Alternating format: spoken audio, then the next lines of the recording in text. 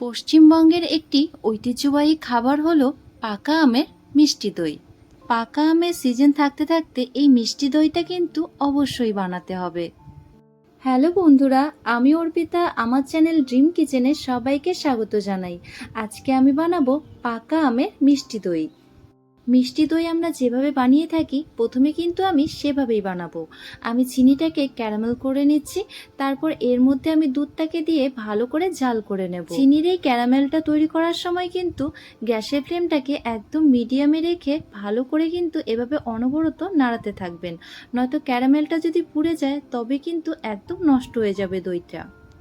ক্যারামেলটা আমার খুব ভালোভাবে তৈরি হয়ে গেছে। এবার এর মধ্যে আমি 1 লিটার দুধ দিয়ে দিচ্ছি।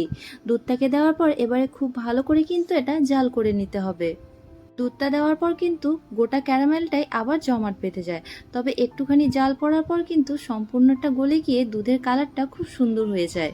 দুধ আর ক্যারামেলটা খুব সুন্দরভাবে একসাথে মিশে গেছে। এবার এটাকে আমি জাল করে নেব। এভাবে জাল করতে করতে 1 লিটার দুধটাকে আমি একদম হাফ লিটার করে নেব। তারপর কিন্তু এটাকে আমি ঠান্ডা করার জন্য সাইডে রেখে দেব। আর এখানে দেখুন দুধটা কিন্তু একদম অল্প হয়ে গেছে। এবার এটাকে আমি ঠান্ডা করার জন্য রেখে দিচ্ছি। এবার আমি একটা বাটির মধ্যে দইটাকে নিয়ে নিচ্ছি। এটা কিন্তু জলটাকে একদম ঝরিয়ে নিয়েছি দইটা থেকে। আর সেই দইটাকে এখন আমি একটা বাটির মধ্যে নিয়ে নিলাম। এখানে কিন্তু কোনো রকমের জল যেন না থাকে।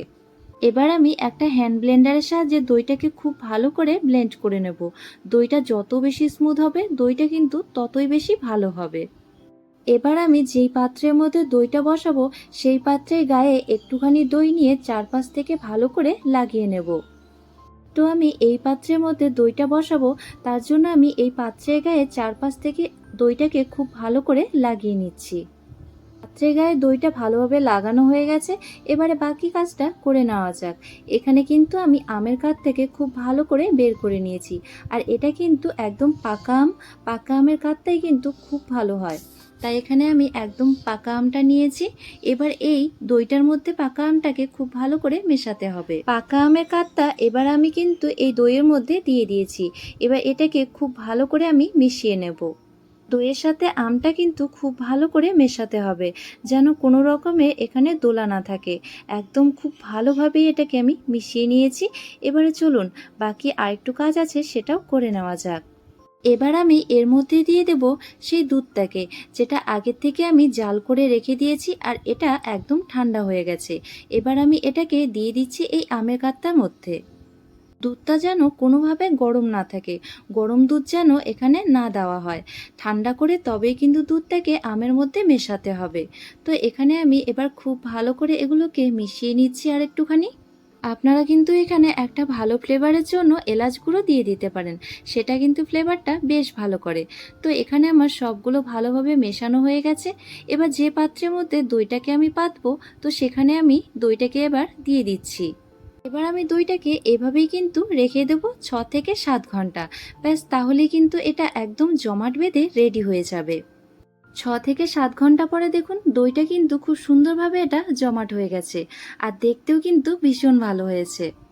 আপনারা কিন্তু দইটাকে পরিবেশন করার আগে 2 থেকে 3 ঘন্টা একটুখানি ফ্রিজে রেখে দেবেন, তাহলে কিন্তু দইটা আরও বেশি ভালো লাগবে খেতে। পশ্চিমবঙ্গের ঐতিহ্যবাহী খাবারগুলির মধ্যে এই পাকা আমের দইটা কিন্তু অন্যতম।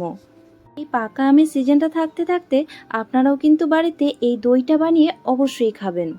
এই দইটা যদি আপনারা বাড়িতে বানিয়ে খান তাহলে কিন্তু দই কিনতে ভুলেই যাবেন। এটা অনেক বেশি স্বাদ হয়। আজকের এই রেসিপিটি আপনাদের যদি ভালো লেগে থাকে তাহলে ভিডিওটি লাইক করে শেয়ার করে দেবেন। আর আমার পেজটিতে নতুন হয়ে থাকলে পেজটি ফলো করে পাশে থাকবেন। দেখা হচ্ছে নেক্সট একটি ভিডিওতে। ততক্ষণে ভালো থাকবেন, সুস্থ থাকবেন, সাবধানে থাকবেন।